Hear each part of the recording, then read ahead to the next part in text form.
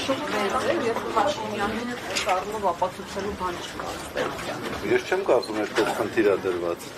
Մարդիկ կամավորաբար եկել են ամենայից կաթողիկոսին դիմավոր են եւ դա ընդհանրապես փաստ է։ Ես կարծում եմ ինքնին խոսում փաստ է։ Դուք կարծում եք Իշխանության եւ Նիկոլ Փաշինյանի հարցերին պատասխանել որի կազմում պետք է ընդգրկվեն մարդիկ, որոնք գոնե մեկ անգամ Աստվածաշունչ են կարդացել, հավատում են Աստծուն, այդ չափանիշների աղոթում են ամենը։ Դժվարանում եմ որևէ մեկնաբանություն անել, կարծում եմ մեկնաբանությունները ինքներդ էլ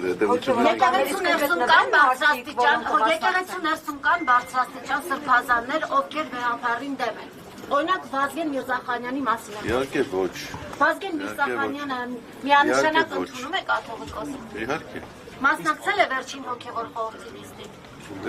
Դրանով ենք մենք պայմանավորում ընդունում Նիկոլ Փաշինյանի կողմից հնչեցված հարցերի պատասխաններ կան, թե չկան։ Բացառում եք, որ հոգևորականներից կմասնակցեն Փաշինյանի հանձնաժողովին։ Ես ձեզ ասեմ, մենք ինքներս բազմաթիվ հարցեր ունենք եւ այդ հարցերը պատասխաններ չեն ստացել։ Ասում է անհերքելի փաստեր ունի, որ վեհապարը զավակ ունի։ Մենք հիմա դուք եք տրվում եք հարցադրում։ Ես հարցնում եմ Մի հարցերեք, ուրեմն ես խնդրում եմ այն հարցադրումները, որոնք որ դուք խելամիտ չեք համարում, այդ հարցադրումները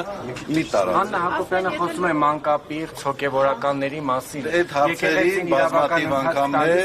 Այդ հարցերին բազմաթիվ անգամներ արձագանքներ եղել են։ Դա քրեական հանցակազմ է պարունակում իր մեջ, եթե նման տեղեկություն կա, կարող են դիմել համապատասխան մարմինների։ Ամբողջի միջոցով կաթողիկոսին հեռացնել հնարավոր կլինի։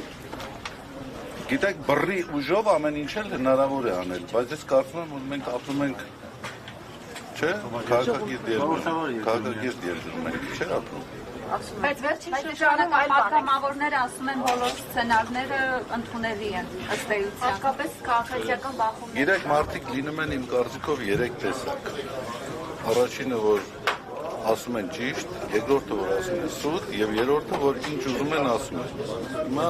ինչ ուզող ասող մարդիկ հավանաբար շատ կան։ Ինչ ուզենք ասեն։ Ինչու են պատերազմ հայտարարել եկեղեցու սրբազան։